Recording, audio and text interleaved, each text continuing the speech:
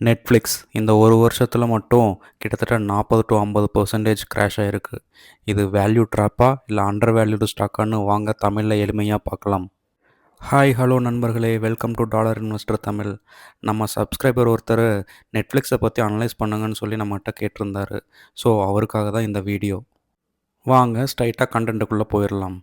First as usual நெட்ஃப்ளிக்ஸோட business என்னன்னு பார்த்துடலாம். Because எந்த ஸ்டாக்லேயும் கம்பெனியோட பிஸ்னஸ் என்னன்னு தெரியாமல் நம்ம இன்வெஸ்ட் பண்ணக்கூடாது. இதுதான் வேல்யூ இன்வெஸ்டர்ஸோட பேசிக் ரூல். நெட்ஃப்ளிக்ஸ்னால் நமக்கு ஓடிடி பிளாட்ஃபார்ம்னு மட்டும்தான் தெரியும். ஆனால் Netflix global entertainment company. Because இதோட வேலை ஜஸ்ட் மூவிஸை வாங்கி ஓடிடியில் ரிலீஸ் பண்ணுறது மட்டும் இல்லை. இவங்க மூவி மட்டும் ரிலீஸ் பண்ணாமல் TV serious, films, documentaries, kids content, games, live programming இப்படி பல வகையான என்டர்டெயின்மெண்ட் வேர்ல்டு ஃபுல்லாக இருக்கிற பீப்புள்ஸ்க்கு கொடுக்குறாங்க. அடுத்து நெட்ஃப்ளிக்ஸ் எப்படி ரெவென்யூ ஜென்ரேட் பண்ணுறாங்கன்னு பார்க்கலாம். இவங்களோட முக்கியமான சோர்ஸ் ஆஃப் ரெவென்யூ பார்த்திங்கன்னா சப்ஸ்கிரிப்ஷன் மாடல் தான். அதாவது ஒவ்வொரு மாதமும் அல்லது வருஷமும் கஸ்டமர்ஸ் வந்து சப்ஸ்கிரிப்ஷனுக்காக ஃபீஸ் கொடுக்குறாங்க நெட்ஃப்ளிக்ஸுக்கு. இதுதான் இவங்களோட மெயின் ரெவென்யூ நெட்ஃப்ளிக்ஸ்க்கு. நெட்ஃப்ளிக்ஸோட செகண்ட் ரெவென்யூ பார்த்திங்கன்னா ஆட் சப்போர்ட்டட் சப்ஸ்கிரிப்ஷன் பிளான். இப்போ கொஞ்சம் வருஷமாக நெட்ஃப்ளிக்ஸ் அவங்களோட சப்ஸ்கிரிப்ஷன் ஃபீயை கம்மி பண்ணிவிட்டு அதுக்கு பதிலாக கொஞ்சம் ஆட்ஸை ப்ளே பண்ணுறாங்க. இதனால் ஒரே கஸ்டமர்லேருந்து 2 விதமான ரெவென்யூ நெட்ஃப்ளிக்ஸ் ஜென்ரேட் பண்ணுறாங்க. நெட்ஃப்ளிக்ஸோட மெயின் ஸ்ட்ரென்த்தே வந்து பார்த்திங்கன்னா அவங்களோட குளோபல் ப்ரெசன்ஸ் தான். இவங்க வந்து எந்த ஒரு கண்ட்ரியும் டிபெண்ட் பண்ணி இல்லை.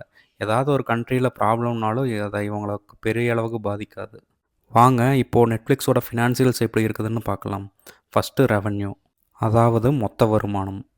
2019 $20.16 பில்லியன் இருந்த இதோட ரெவென்யூ 2025 $45.18 பில்லியன், டபுளுக்கு மேலே வளர்ந்துருக்கு. ரெவென்யூ க்ரோத் ஒரு சில வருஷம் ஸ்லோவாகி இருந்தாலும் எந்த வருஷமும் கொலாப்ஸ் ஆகலை.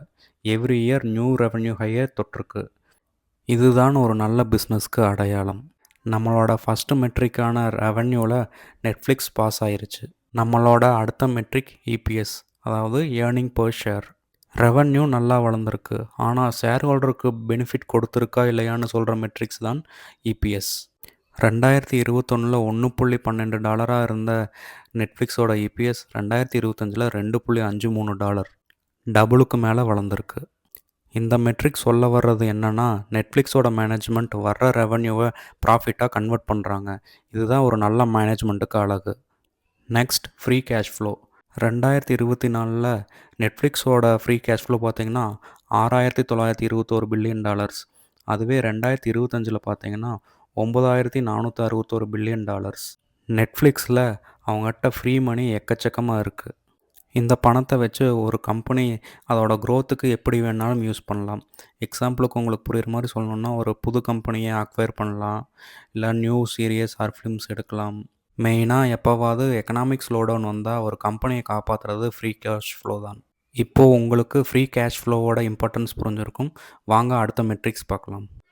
அடுத்த இம்பார்ட்டண்ட்டான மெட்ரிக் ROE, அதாவது ரிட்டர்ன் ஆன் ஈக்விட்டி. நெட்ஃப்ளிக்ஸோட ROE பார்த்திங்கன்னா 49.54%, விச் இஸ் ஹியூஜ்.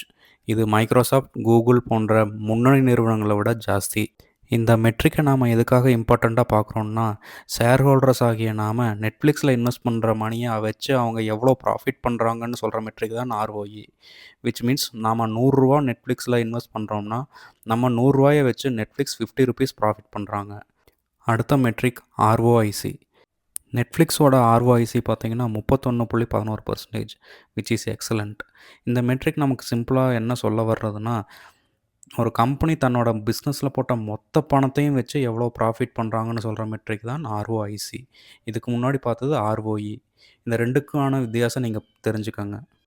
பொதுவாக ROIC 15 to 20% இருந்தாவே நல்ல மெட்ரிக் ரேஷியோன்னு வேல்யூ இன்வெஸ்டர்ஸ் சொல்லுவாங்க. பட் இங்கே பார்த்தீங்கன்னா 31.11%, விச் இஸ் டூ குட். அடுத்து இம்பார்ட்டண்ட்டான ஒரு மெட்ரிக் டெப்ட் டு ஈக்விட்டி. நெட்ஃப்ளிக்ஸோட டெப்ட் டு ஈக்விட்டி பார்த்தீங்கன்னா 0.55%. இதோட மீனிங் டெப்ட் வந்து இருக்குது, ஆனால் கண்ட்ரோல் பண்ணுற ரேஞ்சில் தான் இருக்குது. ஏன் நான் கண்ட்ரோல் பண்ணுற ரேஞ்சில் இருக்குதுன்னு சொல்கிறேன்னா, நெட்ஃப்ளிக்ஸோட ஃப்ரீ கேஷ் ஃப்ளோ வந்து பார்த்தீங்கன்னா $9.46 பில்லியன். ஸோ ஈஸியாக அவங்களால டெப்டை மேனேஜ் பண்ண முடியும்.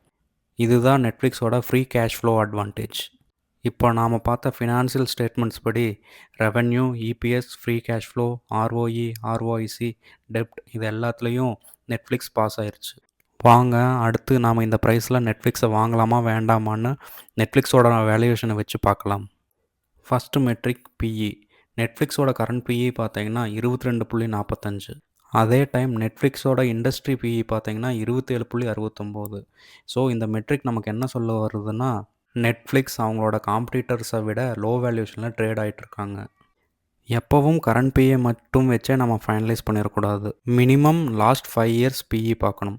அப்போ தான் அந்த கம்பெனியோட எக்ஸாக்ட் வியூ நமக்கு கிடைக்கும். லாஸ்ட் 5 இயர்ஸில் நெட்ஃப்ளிக்ஸோட ஹையஸ்ட் பிஇ பார்த்தீங்கன்னா 56.54.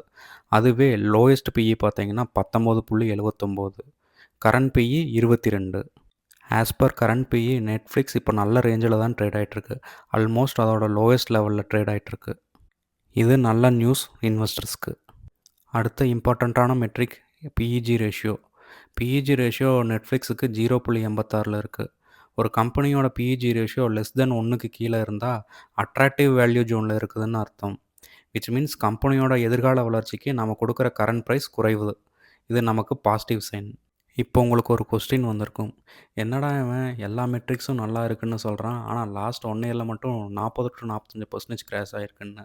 இதுக்கான ஆன்சரும் நான் இங்கே சொல்கிறேன். ஸ்டாக் ப்ரைஸ் எப்போவும் பிஸ்னஸை மட்டும் ஃபாலோ பண்ணாது, மார்க்கெட்டோட எக்ஸ்பெக்டேஷன்ஸை ஃபாலோ பண்ணும். என்ன தான் ரிசல்ட்ஸ் நல்லா இருந்தாலும் மார்க்கெட்டோட எக்ஸ்பெக்டேஷனை பீட் பண்ணலன்னா ஸ்டாக் ப்ரைஸ் கண்டிப்பாக கீழே விழும்.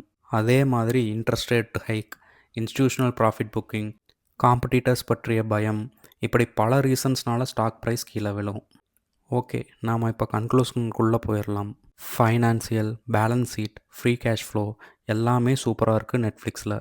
என்னோடய அனலைஸ் படி நான் இந்த ரேஞ்சில் தைரியமாக கன்சிடர் பண்ணுறேன். நீங்கள் உங்களோட ஓன் அனலைஸ் பண்ணிவிட்டு உங்களோட டெசிஷன் எடுங்க. நண்பர்களே, அடுத்து என்ன கம்பெனி அனலைஸ் பண்ணலான்னு கமெண்ட்ஸில் சொல்லுங்கள். நான் கண்டிப்பாக செப்பரேட்டாக ஒரு வீடியோ மேக் பண்ணுறேன். அண்டு என்னோடய முயற்சி உங்களுக்கு பிடிச்சிருந்தா சப்ஸ்கிரைப் அண்ட் லைக் பண்ணி எங்களை மோட்டிவேட் பண்ணுங்கள். ரொம்ப நன்றி. மீண்டும் ஒரு நல்ல வீடியோவில் சந்திப்போம்.